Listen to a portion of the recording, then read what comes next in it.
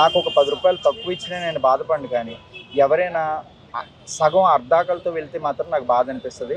నేను ఏదో ఒక ఇదితో పెట్టాను చెప్పాలంటే, నా ఆకలి బాధ నుంచి మా అమ్మగారు చనిపోయినప్పటి నుంచి నాకు ఫుడ్ దొరక్క పెట్టినటువంటిది. ఆ ఇది మీద పెట్టాను కనుక నాకు దీని విలువ తెలుసు. సో ఎవరైనా నన్ను తిట్టుకున్నా కూడా సరైనటువంటి రుచి ఉప్పు తక్కువ లేదంటే ఇంకేదైనా అని వాళ్ళు ఎవరైనా దీంట్లో నీళ్ళు ఎక్కువ ఉన్నాయని కామెంట్ చేస్తే, వాళ్ళ అమ్మగారిని కూడా వాళ్ళు కామెంట్ చేసినటువంటి సందర్భాలను ఒకసారి గుర్తు చేసుకుంటే, ఒక్క మనిషిని ఎంత చేస్తున్నానో నా మీద ఎక్స్పెక్టేషన్స్ పెట్టుకుని రావద్దని నేనే రిక్వెస్ట్ చేస్తాను. బేసిక్గా నేను ఎందుకు రిక్వెస్ట్ చేస్తానంటే, నా ఒక్కడి వల్ల అవ్వట్లేదమ్మా, ట్రై చేస్తాను. బేసిక్ ఎంత ట్రై చేస్తున్నానో అంత అవుతుంది. కొంతమంది డిసప్పాయింట్ అయిన వాళ్ళని కూడా నేను ఏం అనట్లేదు, ఎందుకంటే వాళ్ళు నాకు డబ్బులు ఇచ్చి తింటున్నారు.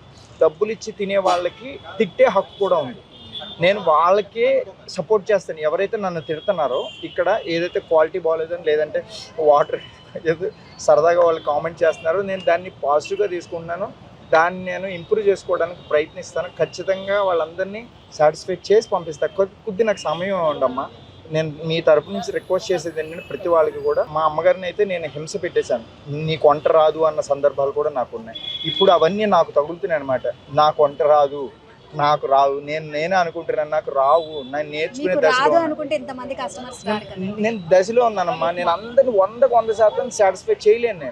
నేను చెప్తున్నాను, నేనే చెప్తున్నాను, నేను 100% ఎవరిని సాటిస్ఫై చేయను. ప్రయత్నంలో ఉన్నాను, చాలా ప్రయత్నం. చాలా చిన్నవాడిని అమ్మా నేను. అసలు ఇంతమంది క్రౌడ్ వస్తారని ఎవరు ఎక్స్పెక్ట్ చేస్తారు చెప్పండి. ఏదో నా కోసం పెట్టుకున్నాను, చిన్నగా పెట్టుకున్నాను. ఇది నడవకపోతే శుభ్రంగా నేను సినిమాలు చేసుకోవడానికి కూడా సిద్ధంగా ఉన్నాను. నేను ఇప్పటికీ స్టిల్ నేను ఏమంటున్నానంటే, ఒకవేళ బ్రాహ్మణ నైవేద్యం నడవలేదా నేను ఏ రోజు బాధపడ్డాను. ఎందుకంటే నేను దీనికోసం పడలేను. సినిమా ఫీల్డ్లో సినిమా యాక్టర్ అవుదాను పుట్టాను, ఇండస్ట్రీకి వచ్చింది దానికోసం.